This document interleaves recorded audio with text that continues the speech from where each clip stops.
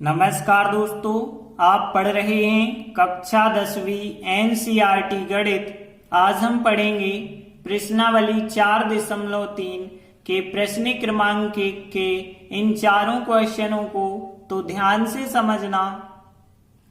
तो देखिए प्रश्न 1 क्या है। यदि निम्नलिखित द्विघात समीकरणों के मूलों का अस्तित्व हो, इसका मतलब है हमें 4 द्विघात समीकरण दिए गए हैं। अब इन चारों में से जरूरी नहीं है कि हर किसी समीकरण के मूल निकल सकते हों, तो यदि मूल निकल सकते हैं तो वो कहलाता है उनका अस्तित्व। तो यदि मूल निकल सकते हैं तो हमें इन्हें पूर्ण वर्ग बनाने की विधि से निकालना होगा। तो सबसे पहले तो हम चेक करेंगे क्या उसके मूल निकल सकते हैं या नहीं, मतलब मूलों का अस्तित्व है भी या नहीं है। तो इसके लिए हमें क्या करना होगा, ध्यान देना। सबसे पहले जो हमें समीकरण दिया जाता है उसकी तुलना आप ax वर्ग प्लस bx प्लस c बराबर 0 से करेंगे तो आपके लिए a b c के मान मिल जाएंगे। और जब a b c के मान मिल जाएंगे तो फिर हम ज्ञात करेंगे विविक्त कर b वर्ग माइनस 4ac का मान ज्ञात करेंगे। और ध्यान रखेंगे कि यदि इसका मान 0 से बड़ा आता है या 0 के बराबर आता है तो मूल जो है निकल सकते हैं, मूलों का अस्तित्व होता है। लेकिन यदि इसका मान 0 से छोटा आ गया, मतलब ऋणात्मक आ गया, तो हम कह देंगे मूलों का अस्तित्व नहीं है, फिर हम मूल ज्ञात ही नहीं कर सकते। तो देखते हैं पहला सवाल है। तो देखिए यहाँ जो द्विघात समीकरण दिया है सबसे पहले हमने उसे लिखा। अब हम क्या करेंगे, इसकी तुलना इससे कर देंगे तो a b c के मान मिलेंगे। तो देखिए हमने लिखा है इसकी तुलना ax वर्ग bx प्लस c से करेंगे तो a का मान मिलेगा 2, b का मान -7 और c का मान 3 मिलेगा। अब देखिए a b c तो हमें मिल गए, इसलिए अब हम विविक्त कर निकालेंगे b वर्ग माइनस 4ac का मान। तो क्या होगा, देखिए यहाँ b का वर्ग मतलब -7 का वर्ग, b की जगह -7, फिर 4 लिखा, a का मान यहाँ पे 2 है 2 लिखा, c का मान कितना है 3 है तो 3 लिखा। अब देखिए जब हम आगे सॉल्व करेंगे तो कितना मिलेगा, -7 का वर्ग प्लस का 49 और यहाँ पे फिर माइनस है, 4 दूनी 8, 8 3 24 और अब घटाते हैं तो कितना मिलता है हमें 25 मिलेगा। अब देखिए जो भी मान मिला है ये मान 0 से तो बड़ा है और यदि विविक्त कर का मान 0 से बड़ा है तो मूलों का अस्तित्व होता है। अब देखिए मूलों का अस्तित्व तो है, मतलब मूल यदि आप निकालेंगे तो बिल्कुल निकलेंगे, लेकिन हमें किस विधि से निकालना है, पूर्ण वर्ग बनाने वाली विधि से निकालना है। तो हमने लिखा, अब जो हमें द्विघात समीकरण दिया गया था वो लिखा। अब पूर्ण वर्ग बनाने वाली विधि से सवाल हल कैसे किया जाता है, तो नियम कुछ ध्यान रखें। देखिए यहाँ पहला नियम है x वर्ग के गुणांक को हटाना है, मतलब यहाँ पे 2 है, हम इस 2 को हटाएंगे। उसके बाद हम क्या करेंगे, x वर्ग का जो गुणांक होगा उसके बटे 2 करके, मतलब आधा करके वर्ग करेंगे और उसको जोड़ेंगे और घटाएंगे। ऐसा करने से क्या होगा, या तो 1 2 3 पद में ये वाली सर्व समीका बनेगी या तो ये वाली सर्व समीका बनेगी। फिर आगे सवाल हल करते चलेंगे।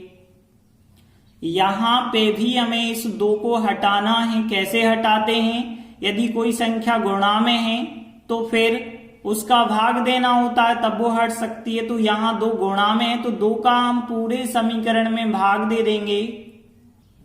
2 से भाग देने पर 2x वर्ग में 2 से भाग देंगे, मतलब बटे में 2 लिखेंगे तो 2 से 2 कट जाएगा, केवल x वर्ग। अब देखिए 7 में 2 से भाग देंगे, 7 बटे 2x हो जाएगा। 3 में 2 से भाग देंगे, 3 बटे 2 हो जाएगा। और 0 में देंगे तो 0 का तो 0 ही रहता है। अब हमें क्या करना है, x के गुणांक का आधा और वर्ग। तो x का गुणांक है 7 बटे 2, इसका आधा करेंगे मतलब बटे में 2 लिखेंगे तो यहाँ पे फिर उसका वर्ग करेंगे। तो कितना बन गया 7/4 बन गया। फिर तो 7/4 का वर्ग जोड़ना होगा और घटाना होगा। तो देखिए हमने x वर्ग -7/2x लिखा। अब हम क्या कर देते हैं 7/4 का वर्ग जोड़ देते हैं और 7/4 का वर्ग घटा देते हैं। बाकी जो 3/2 है उसे लिख देते हैं और 0 का 0 लिखते हैं। अब ध्यान देना यहाँ पे 1 2 3 पद में यदि हम देखें तो एक सर्व समीका बनती है या तो a + b या फिर a - b वाली। तो यहाँ पे a वर्ग -2ab का काम ये करता है और ये हो गया b वर्ग। तो यहाँ माइनस वाली सर्व समीका बनेगी a - b का वर्ग। तो यहाँ a का मान x होगा और b का मान 7/4 होगा। तो a - b का होल स्क्वायर। और यहाँ पे देखिए 7 का वर्ग 49 हो गया, 4 का वर्ग 16 हो गया और फिर 3/2 का 3/2 बराबर 0। अब हमने इसे तो वैसा ही लिखा। अब देखिए इन दो संख्याओं को हम रफ में सॉल्व करते हैं। तो यहाँ पे 16 और 2 का एलसीएम कितना आएगा 16 आएगा। अब देखिए 16 का 16 में भाग एक बार, 1 का -49 से करेंगे -49 आएंगे। फिर प्लस 2 का 16 में भाग 8 बार, 8 का 3 से गुणा 8 3 24। अब यहाँ पे देखेंगे तो -49 प्लस के 24 मतलब -25 आ गए बटे 16 वैसे ही लिख देना है। तो यहाँ पे आ गया -25/16 और 0 का 0 ही रहने देना है। अब ध्यान देना x -7/4 का होल स्क्वायर लिखा। देखिए माइनस वाली संख्या जब उस तरफ जाएगी तो वो प्लस की बन जाएगी। तो प्लस के हो गए 25/16। अब देखिए हम क्या करेंगे x -7/4 का वर्ग लगा था, वर्ग को हटाएंगे तो इस तरह वर्गमूल हो जाएगा। और जब भी हम वर्गमूल लेते हैं तो प्लस माइनस चिन्ह आ जाता है।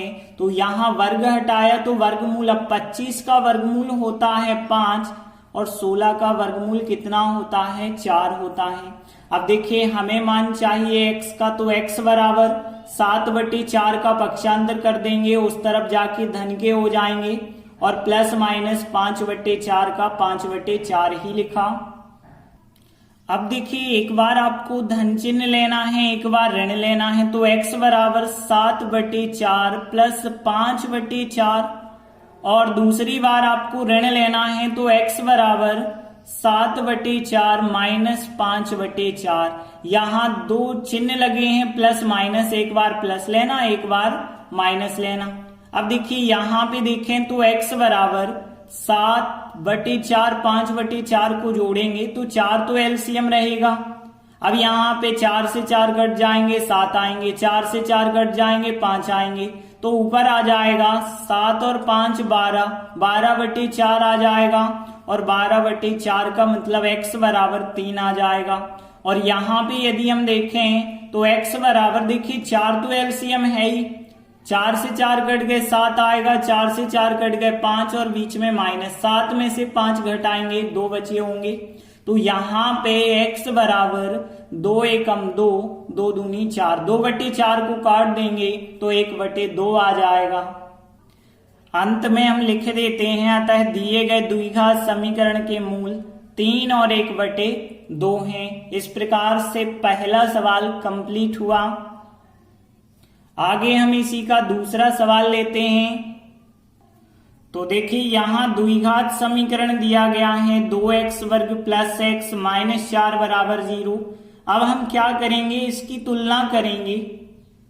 तो हमने लिखा इसकी तुलना ax वर्ग प्लस bx प्लस c बराबर 0 से करने पर तो हमें a b c के मान प्राप्त होंगे। अब देखिए ax वर्ग का मतलब 2x वर्ग है तो a की तुलना 2 से हो गई और यहाँ bx का मतलब 1x है तो यहाँ 1 माना जाता है। तो b का मान कितना हो गया 1 हो गया, c का मान हो गया -4। a b c तो हमने ज्ञात कर लिए हैं, अब हम विविक्त कर ज्ञात करेंगे। तो इसलिए विविक्त कर जो होता है b वर्ग -4 ac को हमें ज्ञात करना होगा। तो यहाँ b वर्ग -4 ac कहलाता है विविक्त कर। तो देखिए b का वर्ग मतलब 1 का वर्ग हो जाएगा, फिर माइनस चिन्ह लिखेंगे 4, a का मान लिखेंगे 2 और c का मान लिखेंगे -4। आगे जब सॉल्व करेंगे तो 1 का वर्ग 1 होगा, माइनस और माइनस हो गया प्लस, 4 दूनी 8, 8 चौके 32, 32 और 1 आ गया 33। अब देखिए 33 जो आया वो तो 0 से बड़ा है, तो हमने लिखा 33 बड़ा है 0 से। और यदि 0 से बड़ी संख्या आती है या 0 के बराबर तो मूलों का अस्तित्व होता है। तो हमने लिख दिया अतः मूलों का अस्तित्व है, मतलब मूल ज्ञात करे जा सकते हैं। अब हम मूल ज्ञात करेंगे पूर्ण वर्ग बनाने की विधि से। तो देखिए अब करके हमने जो द्विघात समीकरण दिया है उसे लिखा। अब ध्यान देना, सबसे पहला काम हम करते हैं एक्स वर्ग का गुणांक हटाना है। 2 है तो 2 का पूरे में भाग दे देंगे, 2 से भाग देने पर 2x वर्ग में 2 से भाग देंगे तो 2 से 2 कट जाएगा, केवल x वर्ग। अब यहाँ पे ध्यान देना, यहाँ अंक कुछ नहीं है, मतलब 1, और 1 में 2 से भाग देंगे तो 1/2 बन जाएगा x का x। अब देखिए यहाँ 4 है, 4 में यदि आप 2 से भाग देंगे 4/2 करेंगे तो 2 आएगा और 0 का 0। अब ध्यान देना, x वर्ग प्लस 1/2, x तो हमने वैसे ही लिखा। अब हम क्या करते हैं, x का जो गुणांक होता है उसको आधा करते हैं और फिर वर्ग करते हैं। तो यहाँ पे x का गुणांक कितना है, 1/2 है। अब 1/2 को आधा करेंगे, मतलब बटे में 2 और करेंगे फिर वर्ग करेंगे, तो यहाँ पे हो गया 1/4। 1/4 का वर्ग हमें जोड़ना घटाना पड़ेगा।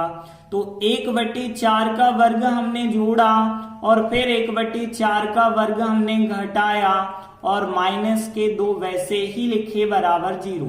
अब यहाँ 1, 2, 3 पद देखें तो तीनों धनात्मक हैं, मतलब धन वाली सर्व समीका a वर्ग प्लस 2ab प्लस b वर्ग वाली बनी होगी, जो कि होती है a प्लस बी का होल स्क्वायर। a का मान x होगा और b का मान 1/4 होगा, तो x प्लस 1/4 का होल स्क्वायर हो गया। अब यहाँ 1/4 का वर्ग 1/16 हो गया और -2 का 2 लिखा बराबर 0। अब देखिए हमने इसको तो वैसे ही लिखा, इन संख्याओं को रफ में सॉल्व करते हैं। तो माइनस का 1/16 है, माइनस के 2 बटे में 1 कर लिया, 1 और 16 का एलसीएम 16 आएगा। 16 से 16 तो एक बार भाग जाएगा, 1 का -1 से -1 माइनस 1 का 16 में 16 बार, 16 दूनी 32। अब देखिए -32 और -1 माइनस के 33 हो गए, बटे 16 का 16 लिखना। तो यहाँ पे हमने लिखा माइनस का 33/16 बराबर 0। अब हम इसका पक्षांतर कर देंगे, 33/16 यहाँ धनात्मक हो जाएंगे क्योंकि यहाँ माइनस के हैं, अब प्लस के हो गए। अब देखिए आपको पता है जब हम वर्ग का पक्षांतर करते हैं तो दूसरे पक्ष में वर्गमूल आ जाता है, और जब वर्गमूल लेते हैं तो प्लस माइनस लगा देना। अब देखिए यहाँ 33 का वर्गमूल तो होता नहीं है, तो 33 तो अंदर ही लिखना वर्गमूल के करनी के। 16 का वर्गमूल कितना हो जाएगा, 4 हो जाएगा। अब हमें मान निकालना है x का, तो x बराबर 1/4 का पक्षांतर करेंगे तो 1/4 उस तरफ माइनस के हो जाएंगे क्योंकि यहाँ प्लस के हैं, यहाँ माइनस के, और फिर प्लस माइनस करनी 33/4 लिखा हमने। अब एक बार हम धन का चिन्ह ले लेंगे और एक बार ऋण का चिन्ह लेंगे, तो हमने लिखा x बराबर -1/4। यहाँ 2 चिन्ह हैं, इनमें से लेना है प्लस माइनस एक बार, तो एक बार हम प्लस का करनी 33/4 लेंगे और फिर दूसरी बार माइनस का लेंगे, तो x बराबर -1/4। इन प्लस माइनस में से अब माइनस का लेना होगा, करनी 33/4। और यदि हम यहाँ पे और आगे सॉल्व करेंगे तो x बराबर, देखिए यहाँ 4 एलसीएम हो जाएगा, 4 का 4 में एक बार 1 का 1 से कर देना, 1 ही आएगा माइनस का। 4 का 4 में एक बार भाग जाएगा, 1 का करनी 33 से करनी 33 ही आ जाएंगे।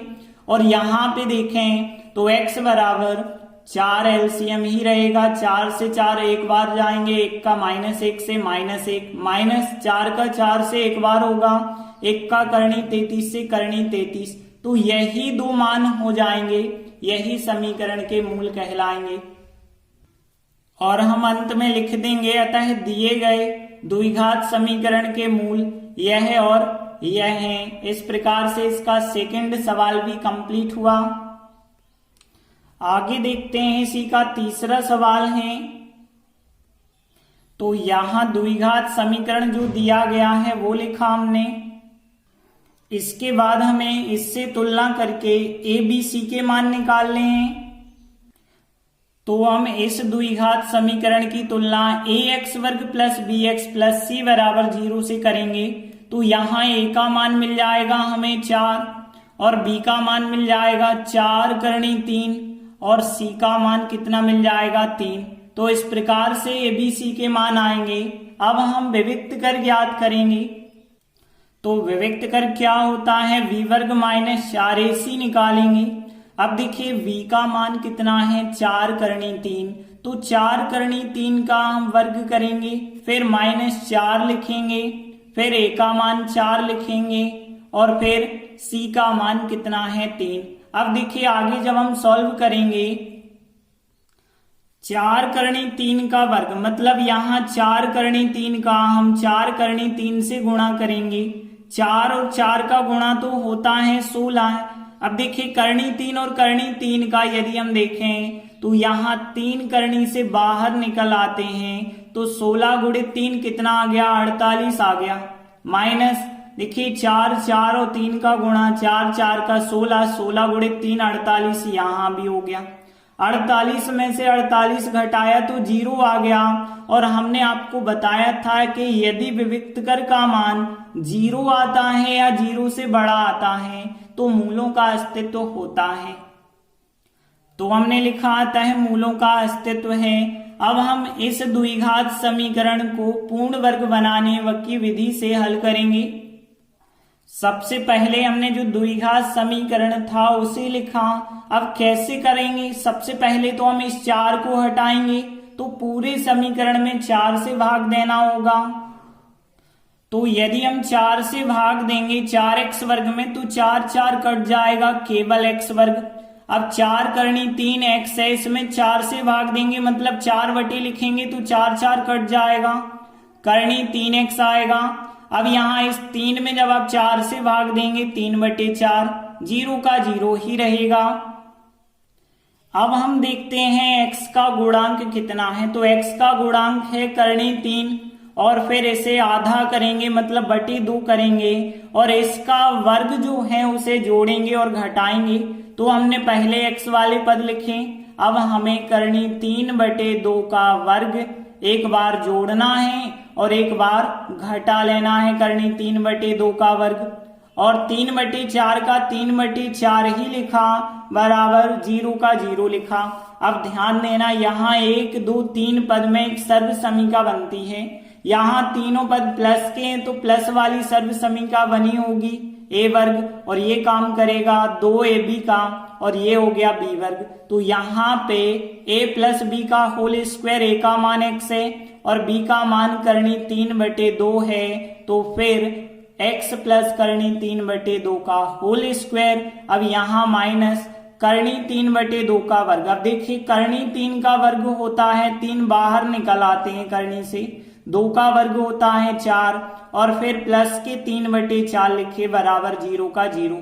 अब ध्यान देना यहाँ पे x प्लस करनी 3 बटे 2 का वर्ग तो वैसे ही लिखते चलना है और यहाँ पे देखिए -3 बटे 4 प्लस 3 बटे 4 कट जाएंगे, तो यहाँ कट गए तो फिर यहाँ पे 0 बचा होगा। 0 आपको लिखने की आवश्यकता नहीं है, लेकिन बराबर में जो 0 चल रहा है उसे तो हमें लिखना पड़ेगा। अब देखिए यहाँ पे अब 0 यदि है तो आप वर्ग हटाएंगे तो 0 पे वर्गमूल लगेगा। अब 0 पे वर्गमूल लगेगा तो प्लस माइनस चिन्ह यहाँ पे आपको लगाने की आवश्यकता नहीं होगी। सीधा हम कह सकते हैं यहाँ पे कि वर्ग लगा है लेकिन बराबर में तो यहाँ 0 आ गया, इस वजह से हम इसी गुणनखंड को 2 बार लिख सकते हैं। तो यहाँ पे जब हमने 2 बार लिखा तो इस प्रकार से रहेगा बराबर 0। अब देखिए इसको भी 0 के बराबर, इसको भी 0 के बराबर ले लीजिए। तो यहाँ पे हम लिखेंगे, अर्थात हम कह सकते हैं कि x प्लस करनी 3/2 बराबर 0, और यहाँ पे पुनः x प्लस करनी 3/2 बराबर 0 लिखेंगे। तो यहाँ पे देखिए x बराबर, ये संख्या उस तरफ जाएगी, माइनस की हो जाएगी, और यहाँ पे पुनः ऐसा होगा कि x बराबर करनी 3/2 माइनस के हो जाएंगे, और यही हो जाएंगे समीकरण के मूल। और हम अंत में लिख देंगे, अतः दिए गए द्विघात समीकरण के मूल ये और ये हैं। इस प्रकार से थर्ड क्वेश्चन भी कंप्लीट हुआ। आगे देखिए इसी का चौथा सवाल है। तो देखिए ये हमें द्विघात समीकरण दिया है। अब सबसे पहले तो हम चेक करेंगे मूलों का अस्तित्व है या नहीं। तो हम क्या करते हैं, इस समीकरण की तुलना इससे करते हैं, तब हमें एबीसी के मान मिलते हैं। हमने लिखा इसकी तुलना ax वर्ग प्लस bx प्लस c बराबर 0 से करने पर, तो यहाँ पे देखिए a का मान कितना हो जाएगा, 2 हो जाएगा। अब यहाँ b का मान यहाँ कुछ नहीं है, 1 माना जाएगा, तो +1 होगा b का मान। c का मान कितना हो गया, 4 हो गया। a b c के मान हो गए। अब हमें विविक्त कर निकालना होगा, इसीलिए विविक्त कर क्या होता है, b वर्ग माइनस 4ac। अब इसमें मान रख देंगे, तो देखिए b का मान 1 है, तो यहाँ 1 का वर्ग होगा, फिर -4 लिखा, और फिर a का मान कितना है, 2 है, 2 रखा, और c का मान कितना है, 4 है, 4 लिखा।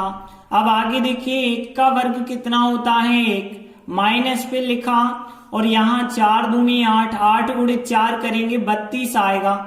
अब देखिए 1 में से 32 घटाएंगे तो माइनस का 31 आएगा।